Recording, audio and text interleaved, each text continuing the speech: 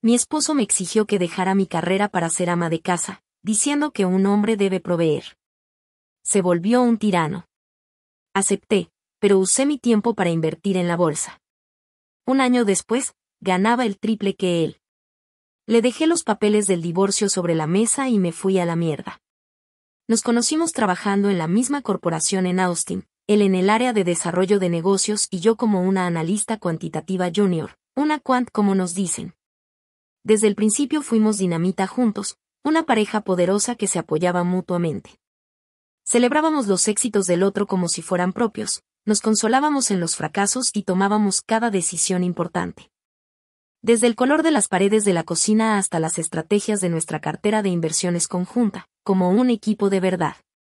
Él entendía mis noches de insomnio frente a una pantalla llena de código y yo entendía sus viajes de última hora para cerrar un trato. Éramos nosotros contra el mundo, y estábamos ganando. Todo ese mundo de apoyo y sueños compartidos se hizo añicos hace unos 7 meses. Daniel consiguió el ascenso de su vida, fue nombrado vicepresidente de ventas para toda la región suroeste. El aumento de sueldo era obsceno, de esos que te cambian la vida, y con él, llegó un cambio en mi esposo que fue tan sutil al principio como devastador después. La noche que le dieron la noticia, lo celebramos a lo grande. Descorchamos una botella de champán que habíamos estado guardando para una ocasión especial y brindamos por nuestro futuro. Yo estaba increíblemente orgullosa, radiante de felicidad por él. Pero en los días siguientes, empecé a notar algo distinto en su mirada, una especie de arrogancia paternalista que nunca antes había visto. La bomba explotó una tarde de domingo, mientras estábamos en el patio trasero. El ambiente era tranquilo, y de la nada, me tomó la mano, me miró con una seriedad que me heló la piel y me dijo que había estado pensando mucho en nosotros, en nuestro futuro. Me dijo que, con su nuevo salario, el dinero ya no sería jamás un problema y que, por lo tanto, yo ya no tenía la necesidad de someterme al estrés de mi trabajo. Su propuesta, envuelta en un falso manto de amor y preocupación, fue que dejara mi carrera para convertirme en ama de casa a tiempo completo. Al principio me reí, pensé que era una broma de muy mal gusto. Pero él no se rió. Insistió, con una calma que me aterraba, que era lo mejor para nosotros. Me dijo frases que parecían sacadas de una película de los años 50. Me dijo que su deber como hombre era proveer, y que mi deber como su esposa era crear un santuario de paz para él, un hogar al que pudiera llegar después de un duro día de trabajo sin tener que preocuparse por nada. Traté de argumentar, de recordarle que mi trabajo no era un simple pasatiempo para pagar facturas, sino que era mi vocación, el campo en el que había invertido una década de mi vida. Mi maestría y un esfuerzo sobrehumano para destacar en una industria dominada por hombres. Le recordé que yo amaba los desafíos intelectuales, la presión, la recompensa de ver un algoritmo complejo funcionar a la perfección. Su respuesta fue darme una palmada en la cabeza, como si fuera una niña pequeña, y decirme que todo ese amor por el estrés no era sano y que ya no tenía que demostrarle nada a nadie. Las siguientes semanas fueron un infierno. Cada intento de conversación se convertía en una discusión amarga. Me acusaba de ser egoísta, de no saber apreciar su éxito, de aferrarme a un ego profesional que, según él, ya no tenía sentido. La situación se envenenó aún más cuando involucró a su familia. Su madre, Marta, una mujer que siempre me había tratado con amabilidad superficial, me llamó para darme un sermón sobre lo afortunada que era. Me contó, con un tono cargado de falsa nostalgia, cómo ella había sacrificado sus propios pequeños sueños para criar a sus hijos y apoyar a su esposo, y que ese era el regalo más grande que una mujer puede dar.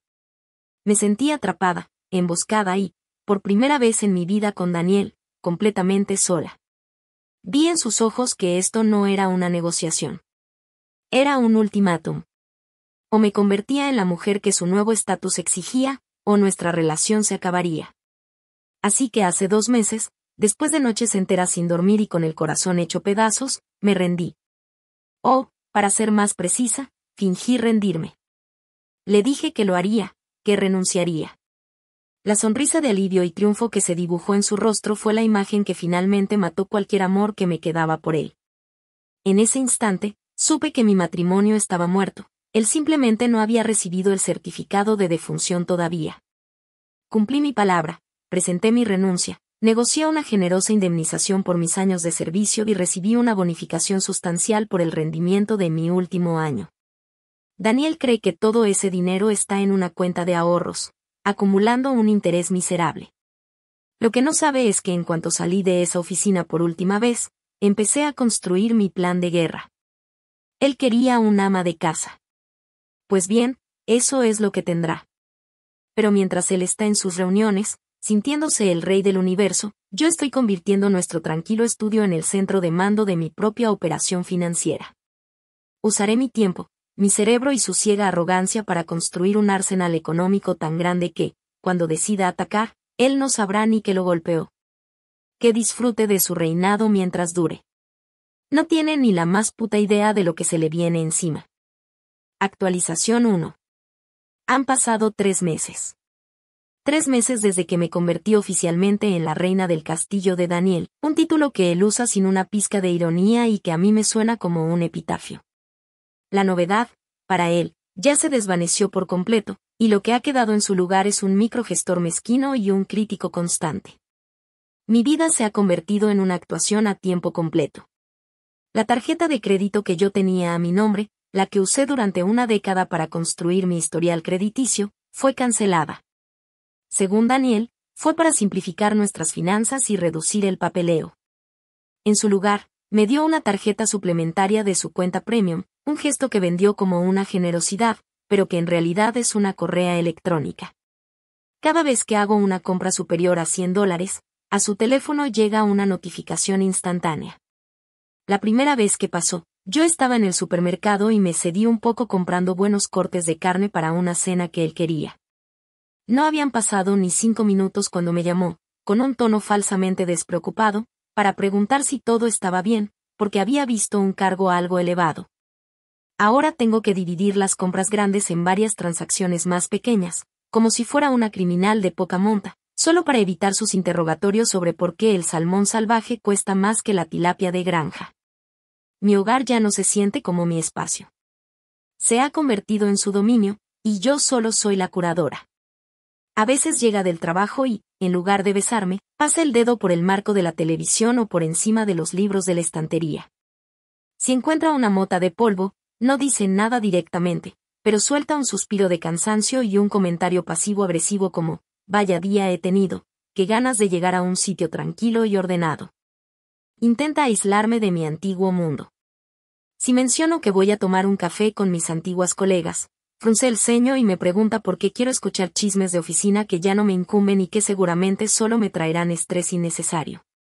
Quiere borrar a la Isabella que era, la profesional competente, y reemplazarla por una muñeca sonriente cuya única función es atender sus necesidades y administrar su casa según sus exactas y sofocantes especificaciones. Es una muerte lenta, un borrado de identidad por 1000 pequeños cortes, y cada día que pasa, el odio que siento se solidifica, convirtiéndose en un combustible frío y denso que alimenta mi determinación. Pero mientras él está ocupado revisando los recibos del supermercado, yo estoy librando una guerra en un frente que él ni siquiera sabe que existe. El estudio, esa habitación que él asumió que yo usaría para hacer yoga o pintar acuarelas, es ahora mi centro de operaciones. Con una parte de mi liquidación, monté un puesto de batalla que haría palidecer de envidia a mi antigua oficina. Compré 2 monitores curvos 4K adicionales, una silla ergonómica Herman Miller para soportar las largas horas y contraté una línea de internet de fibra óptica de alta velocidad, separada de la casa, cuya factura llega a un apartado postal que abrí el día que renuncié. Mi día comienza a las 5 de la mañana, revisando los mercados asiáticos y europeos antes de que él se despierte. Preparo su café, le sonrío, le deseo que tenga un gran día y, en el instante en que escucho su coche salir del garaje, la ama de casa sumisa se desvanece y la analista cuantitativa vuelve a la vida. Es un baile agotador, un acto de malabarismo constante. A media mañana, puedo estar ejecutando un complejo análisis de volatilidad en el sector energético mientras al mismo tiempo saco una carga de ropa de la secadora para que, si por algún casual volviera a casa sin avisar, todo parezca estar en perfecto orden doméstico. Las primeras semanas fueron un infierno de nervios. Hice algunas operaciones pequeñas y perdí algo de dinero. Recuerdo una mañana en la que mis manos temblaban tanto al introducir una orden de compra que tuve que alejarme del teclado y respirar hondo durante 10 minutos. La presión era inmensa, porque este no era el dinero de un fondo de inversión, era el mío, mi única red de seguridad. Pero el miedo se fue convirtiendo en foco. Empecé a ignorar el ruido del mercado y a confiar en mi metodología, en los modelos matemáticos que pasé años perfeccionando. Mi primera gran oportunidad llegó con una empresa de biotecnología de pequeña capitalización de la que nadie hablaba. Estaban en las etapas finales de un ensayo para un tratamiento contra la fibrosis quística, y después de pasar casi 100 horas analizando no solo sus finanzas, sino también los artículos científicos publicados por su equipo de investigación, descubrí una anomalía en los datos públicos que sugería que la eficacia del fármaco era mucho mayor de lo que el mercado anticipaba. Fue una apuesta enorme. Invertí casi un tercio de mi capital. Durante 2 semanas, apenas dormí. El día que publicaron los resultados, estaba pegada a la pantalla. El comunicado de prensa salió y la acción, que había estado languideciendo, se disparó un 60% en los primeros 5 minutos de apertura del mercado. No grité. No salté. Solo sentí una oleada de validación tan intensa que casi me mareó. En menos de una hora, había ganado más de $120,000. Esa misma tarde, mientras yo movía discretamente mis ganancias a mi cuenta bancaria secreta, sintiendo el poder de cada dígito que se sumaba a mi saldo, Daniel llegó a casa de mal humor. Había perdido un cliente importante. Dejó su maletín en el suelo con un golpe seco, aflojó su corbata y entró en la cocina donde yo estaba terminando de preparar la cena. Abrió el refrigerador, sacó el cartón de caldo de pollo orgánico que había comprado y me lo mostró como si fuera una prueba en un juicio. Con un tono cargado de condescendencia, me dijo, Isabella, hemos hablado de esto. ¿Realmente era necesario comprar esta marca que cuesta el doble que la genérica? Tienes que empezar a pensar de forma más económica. El dinero que yo gano con tanto esfuerzo no crece en los árboles. Yo me quedé allí, mirándole, oliendo todavía el aroma del éxito de mi operación bursátil, con $120,000 nuevos a mi nombre de los que él no tenía ni la más remota idea. Asentí dócilmente, tomé el cartón de sus manos y le dije con la voz más sumisa que pude fingir, tienes toda la razón, mi amor. Fue un descuido. Seré mucho más cuidadosa la próxima vez. En ese momento, mientras él me daba una palmadita de aprobación en el hombro, comprendí que la venganza no sería un plato que se sirve frío. Sería un banquete que yo cocinaría lentamente, día a día, justo delante de sus narices. Actualización 2. Han pasado otros 4 meses, y el ritmo de mi doble vida se ha vuelto extrañamente normal. Por fuera, soy el perfecto ejemplo de la esposa de un ejecutivo de éxito. He aprendido a anticipar las críticas de Daniel, a tener la casa impecable, a preparar cenas que parecen sacadas de una revista y a sonreír con la cantidad justa de devoción cuando habla de su trabajo. Mi actuación es impecable, pulida por meses de práctica. Pero por dentro, en el silencio del estudio, he dejado de ser una aficionada con suerte para convertirme en una máquina. Mi cartera de inversiones ya no depende de una sola jugada arriesgada. La he diversificado con una disciplina de hierro. Ahora opero con opciones, cubro mis posiciones y he desarrollado un algoritmo que detecta ineficiencias en los mercados de materias primas, especialmente en el litio y el cobalto, impulsados por la locura de los vehículos eléctricos. He superado un hito que al principio me parecía un sueño lejano, mis ganancias netas, después de apartar una cantidad considerable para impuestos, han superado los $300,000. He ganado más en 8 meses de lo que Daniel, con su puesto de vicepresidente y su ego estratosférico, ganará en todo este año. Esta fortuna secreta ha cambiado algo fundamental en mí. El miedo ha desaparecido, reemplazado por una calma gélida. Puedo soportar sus pendejadas y sus aires de grandeza porque sé que cada día que pasa, mi poder crece mientras el suyo, en relación conmigo, disminuye. Cada dólar que gano es un ladrillo en el muro de mi futura libertad. A medida que mi éxito secreto crecía, el comportamiento de Daniel mutaba. Ya no se centraba tanto en la microgestión doméstica, sino que había pasado a una nueva fase, exhibirme como su trofeo más preciado. Empezó a insistir en que lo acompañara a todas sus cenas de negocios y eventos corporativos. Al principio, Pensé que era un intento de incluirme, pero rápidamente me di cuenta de mi verdadero papel. Él elegía mi ropa, sugiriendo vestidos que fueran elegantes, pero no demasiado llamativos. Y me daba instrucciones antes de salir de casa sobre los temas que debía evitar y las personas con las que debía ser especialmente simpática. Mi función no era conversar, sino adornar.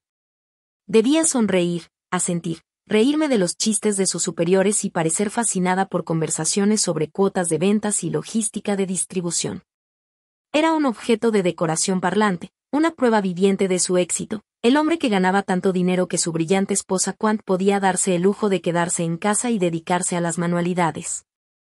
La humillación era tan profunda y constante que a veces tenía que clavarme las uñas en la palma de la mano, debajo de la mesa, para no gritar.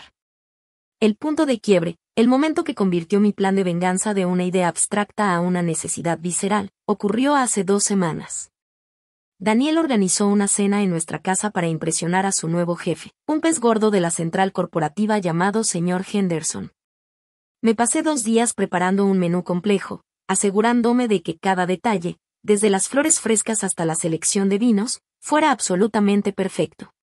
Durante la cena, el señor Henderson, un hombre afable que intentaba ser cortés, se volvió hacia mí y me preguntó a qué me dedicaba antes de tomarme un merecido descanso. Antes de que pudiera siquiera abrir la boca, Daniel soltó una carcajada y le puso una mano en el hombro a su jefe, diciendo con un tono de falsa modestia que me revolvió el estómago: «Julián, mi Isa era un genio de las finanzas, una verdadera maga de los números». Pero decidió retirarse para gestionar el activo más importante de todos, yo y este hogar. Todos en la mesa se rieron, una risa condescendiente y cómplice. Me sentí evaporar. Estaba sentada allí, con una sonrisa plástica en la cara. Sabiendo que en la última semana había cerrado una operación con opciones sobre acciones de Nvidia que me había reportado más dinero del que probablemente ganaba el señor Henderson en un trimestre. Y estaba siendo descrita como una administradora glorificada de la casa y del ego de mi marido. Esa noche, después de que los invitados se fueron y Daniel me felicitó por haber jugado mi papel a la perfección, me encerré en el baño y vomité de pura rabia. Al día siguiente, mi furia se había enfriado y cristalizado en un plan de acción. Ya no se trataba solo de acumular dinero, se trataba de planificar la estrategia de salida con precisión militar. Pasé toda la mañana investigando, no los mercados, sino a los mejores abogados de divorcio de Austin. Buscaba a un tiburón, alguien especializado en divorcios de alto patrimonio con activos financieros complejos. Encontré a una mujer llamada Gillian Croft, cuya biografía y historial de casos gritaban competencia letal. Reservé una consulta para la semana siguiente, usando como coartada un día de spa que Daniel me había regalado de forma condescendiente. La reunión fue en un edificio de oficinas anónimo en el centro. La señora Croft era exactamente como la había imaginado, elegante, directa y con una mirada que parecía capaz de ver a través del acero.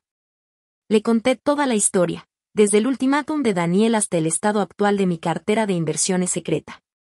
Escuchó sin interrumpir, asintiendo de vez en cuando. Cuando terminé, me explicó con una claridad brutal las leyes de propiedad comunitaria de Texas. Me dijo que el dinero de mi indemnización era claramente mi propiedad separada, pero que las ganancias generadas a partir de él durante el matrimonio podrían ser objeto de litigio. Su consejo fue tajante: seguir manteniendo mis finanzas absolutamente aisladas, documentar cada transacción, cada investigación, cada hora de trabajo, y registrar cada instancia del control y la manipulación de Daniel. Salí de su oficina con una carpeta llena de directrices y una sensación de poder aterrador.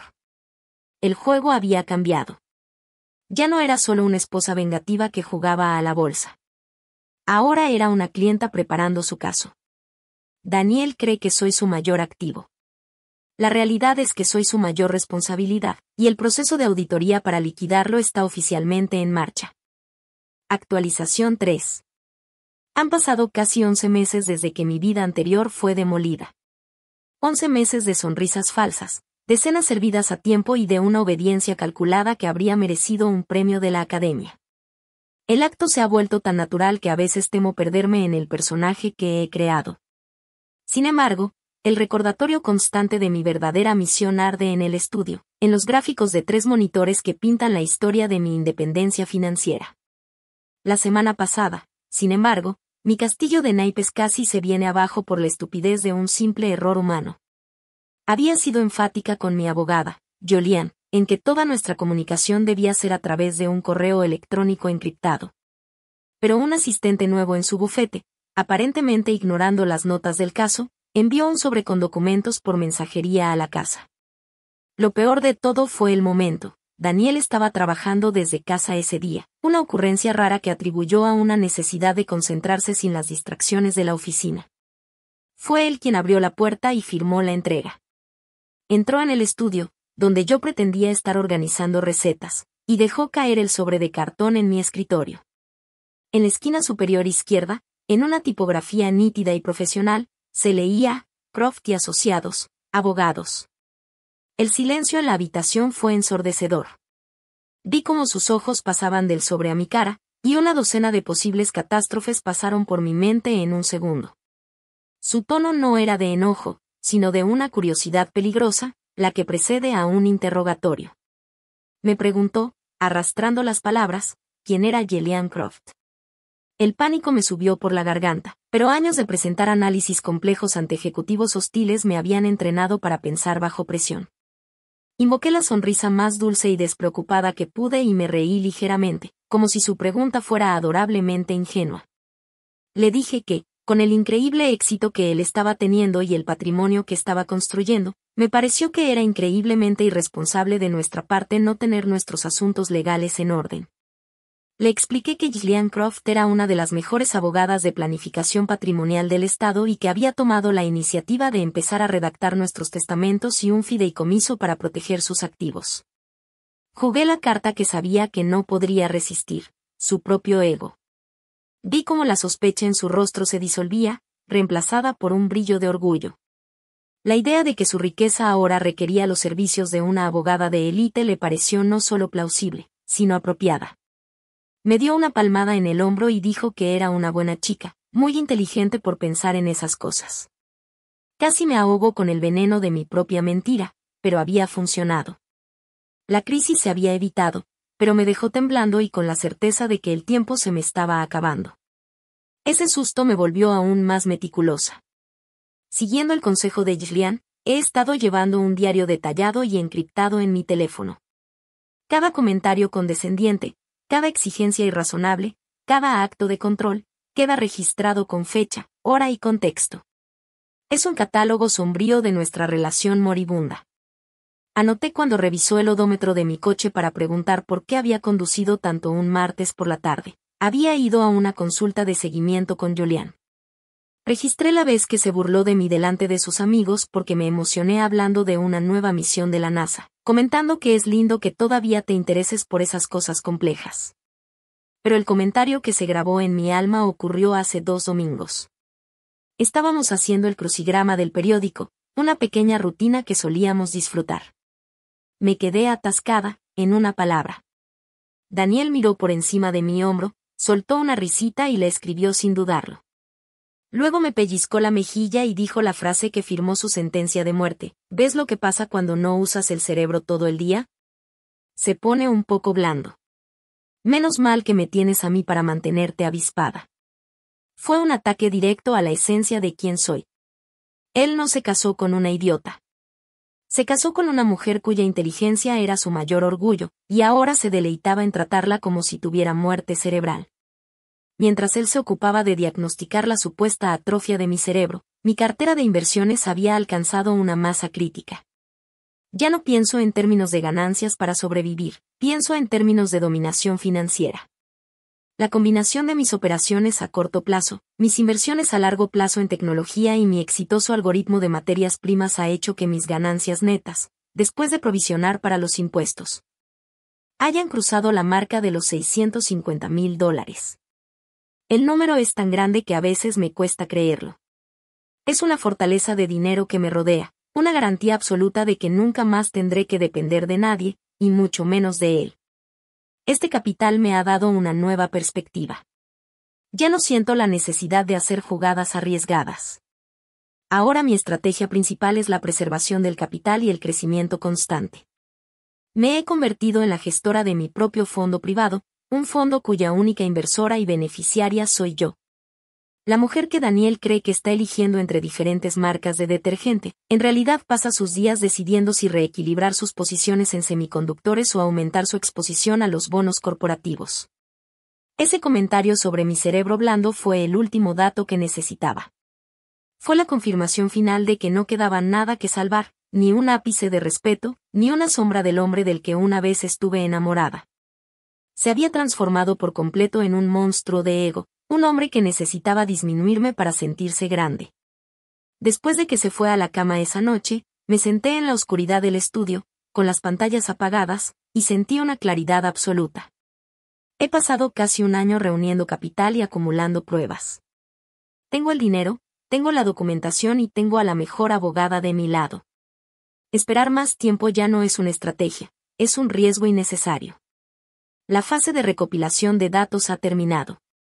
El modelo predictivo está completo y el resultado es seguro. Todo lo que queda ahora es ejecutar la operación. Y pienso hacerlo en un momento y de una manera que maximice el impacto hasta el último céntimo. Actualización 4. Estamos a mediados de agosto, y el aire en la casa se ha vuelto pesado, cargado de una tensión que solo yo parezco sentir. He estado operando en piloto automático, manteniendo mi fachada de esposa devota mientras internamente cuento los días. Creía que ya había escuchado el peor de sus insultos, que mi determinación ya no podía ser más fuerte, pero Daniel, en su infinita arrogancia, siempre encuentra una nueva forma de cavar más hondo. La gota que finalmente derramó el vaso, el momento que borró cualquier sombra de duda, no fue dramático ni ruidoso. Fue un sábado por la mañana, tranquilo y soleado. Estábamos en la cocina, tomando café, cuando saqué el tema de los impuestos sobre la propiedad, cuya factura había llegado el día anterior. Era una suma considerable. Él suspiró, un suspiro teatral, el de un hombre que carga con el peso del mundo sobre sus hombros. Sacó su computadora portátil, abrió una hoja de cálculo y empezó a murmurar sobre las finanzas. Y entonces, con una sonrisa de suficiencia, me miró y pronunció las palabras que sellaron su destino. Me dijo que era una suerte que su bono del año pasado hubiera sido tan bueno, porque no sabía cómo la gente normal se las arreglaba con esos gastos. Y luego añadió, mirándome con una lástima que me revolvió las entrañas: definitivamente no podríamos permitirnos esto si todavía tuvieras tu antiguo sueldo. Que dejaras de trabajar fue, sin duda, la mejor decisión financiera que pudimos haber tomado. Me quedé inmóvil. El calor de la taza de café en mis manos fue lo único que me mantuvo anclada a la realidad. No solo estaba ignorando mi década de contribuciones financieras, sino que estaba reescribiendo activamente nuestra historia para presentarme como una carga, un lastre del que él, en su infinita sabiduría, nos había liberado. La audacia de la mentira, la completa aniquilación de mi valor pasado y presente, fue tan brutal que no me dejó espacio para la ira, solo para una claridad helada y absoluta. Sin decir una palabra, me levanté, fui a mi estudio y cerré la puerta. Encendí mis monitores, introduje mis contraseñas y abrí mi plataforma de corretaje.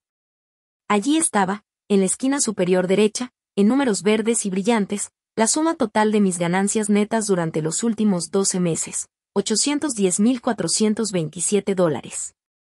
Miré ese número, el fruto de mi disciplina, mi riesgo y mi intelecto. Luego pensé en sus palabras, en su condescendencia, en su patética necesidad de sentirse superior. En ese momento, tomé mi teléfono y marqué el número de Ghislaine. Cuando contestó, mi voz era firme, desprovista de cualquier emoción. Le dije: Julie, soy Isabella. Imprime los papeles. Ejecutamos el plan esta semana. A partir de esa llamada, me moví con una eficiencia que me habría enorgullecido en mi antigua vida profesional. Esa misma tarde, mientras Daniel veía un partido de fútbol en la sala, yo estaba en mi estudio realizando mi última gran transacción: asegurar mi futuro. Entré en el sitio web de un nuevo complejo de apartamentos de lujo en el centro, uno de esos edificios modernos con seguridad 24 horas y una piscina en la azotea. Encontré un apartamento de una habitación con un balcón y vistas a la ciudad. Lo solicité en línea usando mi nombre de soltera y, utilizando los fondos de mi cuenta bancaria secreta. Pagué el depósito de seguridad y los primeros 3 meses de alquiler por adelantado, evitando así cualquier verificación de crédito o empleo que pudiera alertarlo. En menos de una hora, tenía un contrato de arrendamiento firmado digitalmente y un lugar al que llamar hogar. Empecé a empacar en secreto, no la ropa ni los muebles, sino las cosas que conformaban mi identidad. Mis diplomas universitarios, que él había guardado en una caja en el ático. Fotografías de mi familia y de mis amigos de la universidad. Mis libros favoritos, esos que tenían mis propias anotaciones en los márgenes. Y una pequeña escultura abstracta que compramos juntos en nuestro primer aniversario, una pieza que yo siempre había amado y que él siempre había considerado rara. Anoche, mientras guardaba la escultura en una caja con plástico de burbujas, me topé con una fotografía de nosotros dos tomada hacía unos 7 años. Estábamos de vacaciones en la costa de Oregón, sonriendo, con el viento alborotándonos el pelo, luciendo jóvenes, felices e invenciblemente unidos. Por un momento, sentí una punzada de dolor agudo, un luto por el hombre que él había sido y por la vida que yo creía que estábamos construyendo. Lloré en silencio durante unos minutos, no por el hombre tiránico que dormía en la habitación de al lado, sino por el fantasma de mi mejor amigo, el compañero que se había perdido en algún lugar del camino hacia el éxito. Fue un adiós necesario a esa versión de nuestra historia. Doblé la foto y la dejé sobre la mesa. No me la llevaría conmigo. Esa persona, esa pareja, ya no existía. Hoy recogí los papeles del divorcio de la oficina de Gillian. Pesan 1 tonelada en mi bolso, una mezcla de papel, tinta y liberación. Todo está listo. El apartamento está disponible a partir de mañana. He transferido una suma considerable a mi cuenta corriente para los gastos iniciales. Mañana es lunes. Él se despertará, se pondrá su traje caro, y se irá a la oficina para seguir proveyendo. Pero por primera vez, no volverá a casa con su obediente esposa. Solo encontrará la cuenta final de sus acciones. Solo encontrará lo que él mismo ha sembrado. Actualización final. Esta mañana me he despertado antes de que sonara la alarma. No sentía nervios, ni miedo, ni siquiera esa rabia fría que ha sido mi compañera constante durante el último año. Sentía una calma absoluta, la quietud que precede a una tormenta perfectamente planificada. Realicé nuestra rutina matutina por última vez, pero como si estuviera viendo una película de mi propia vida. Le preparé el café, exactamente como a él le gusta, con una cucharada de azúcar y un toque de crema. Le hice unos huevos revueltos con tostadas. Él se sentó a la mesa, leyendo las noticias en su teléfono, completamente ajeno a la bomba de relojería que estaba sentada frente a él. Antes de irse, me dio un beso distraído en la frente y me dijo, sin apartar la vista de su pantalla, que no me olvidara de llamar al servicio de control de plagas porque creía haber visto una araña en el garaje. Asentí, le deseé un buen día y vi cómo recogía su maletín de cuero. El sonido de la puerta del garaje cerrándose fue el eco más liberador que he escuchado en mi vida. La cuenta atrás había terminado. En cuanto su coche desapareció de la calle, me puse a trabajar. No con la limpieza o los recados que él esperaba, sino con el meticuloso desmontaje de nuestro matrimonio. Fui al estudio, imprimí una sola página y luego me dirigí al comedor. No me limité a dejar los papeles sobre la mesa. Preparé una escena, una declaración final. En el centro exacto de la pulida mesa de caoba, donde tantas veces me había sentado a escuchar sus críticas, coloqué la pila de documentos del divorcio. Un tomo grueso y amenazador con el sello de Croft y Asociados bien visible. Sobre los papeles, puse las llaves de la casa, las del coche que él me había regalado y la llave del apartado postal.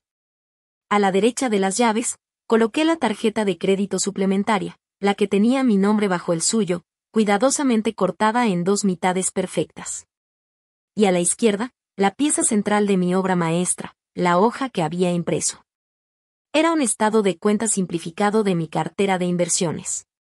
En la parte superior, mostraba el depósito inicial, etiquetado como fondos de liquidación laboral. Y en la parte inferior, en una fuente grande y clara, la cifra final de mi saldo actual, con la ganancia neta del año fiscal resaltada con un marcador amarillo fosforescente. $810,427. Era mi renuncia, mi declaración de independencia y mi epitafio para nuestra vida juntos, todo en una sola página. Hice un último recorrido por la casa, no con nostalgia, sino con la distancia de un inspector que cierra un caso. Miré la sala de estar donde me había humillado, la cocina donde había sido criticada y el dormitorio que se había convertido en un lugar sin intimidad. No sentía nada por esos espacios, solo el deseo de escapar de ellos. Cogí mi maleta de mano, mi bolso con mis documentos personales y la funda de mi ordenador portátil, que contenía la verdadera fuente de mi poder. Abrí la puerta principal, salí al porche y respiré el aire húmedo de la mañana de Texas. Al cerrar la puerta detrás de mí, el clic del cerrojo sonó definitivo. No miré atrás. Mientras conducía hacia el centro, puse mi teléfono en modo avión. Sabía lo que vendría y me negaba a dejar que su pánico dictara el primer día del resto de mi vida. Llegué a mi nuevo edificio, recogí las llaves en recepción y subí al ascensor de cristal. Mi nuevo apartamento estaba vacío, silencioso y olía a pintura fresca. No había muebles, solo paredes blancas, suelos de madera y una enorme ventana del suelo al techo con una vista panorámica de la ciudad. Era un lienzo en blanco. Mi lienzo. A las 5:30 de la tarde, la hora en que sabía que él estaría llegando a casa, me serví un vaso de agua, me senté en el suelo frente a la ventana y volví a activar mi teléfono. El asalto fue instantáneo y violento. La pantalla se iluminó con una avalancha de notificaciones que no cesaba. 37 llamadas perdidas de Daniel. 15 de Marta. Mensajes de texto que iban desde la confusión inicial, ¿qué coño es esto, Isa? Una broma, pasando por la furia, contéstame el puto teléfono ahora mismo, Isabella. Ahora, hasta la manipulación desesperada de su madre, Isabella, querida, Daniel está destrozado, no entendemos nada, por favor llámanos, estamos muy preocupados por ti. Leí algunos de los mensajes con una calma que me sorprendió a mí misma. Luego, metódicamente, uno por uno, empecé a bloquearlos a todos. Daniel. Marta. Su hermana. Sus amigos. Cada número asociado a mi vida anterior. Fue un acto de purga digital, la última atadura que necesitaba cortar. Cuando la pantalla finalmente se quedó en silencio, una paz profunda se apoderó de mí. Ignoré el teléfono moribundo y abrí mi ordenador portátil. Me conecté a mi plataforma de corretaje, observé los movimientos del mercado de post-cierre y, con una mano firme, ejecuté una pequeña operación de compra de un fondo cotizado que seguía al S&P 500. No era una jugada para ganar dinero, era una declaración de intenciones. Un acto para reafirmar que mi trabajo, mi verdadera vocación, continuaba. Me quedé allí, mirando cómo el horizonte de la ciudad se teñía de naranja y púrpura con la puesta de sol. Daniel quería un ama de casa. En cierto modo, cumplí su deseo. He pasado el último año haciendo una limpieza a fondo. He identificado la suciedad, he evaluado los daños y finalmente he sacado la basura más grande y pesada de todas. He dejado la casa lista para un nuevo comienzo. El mío.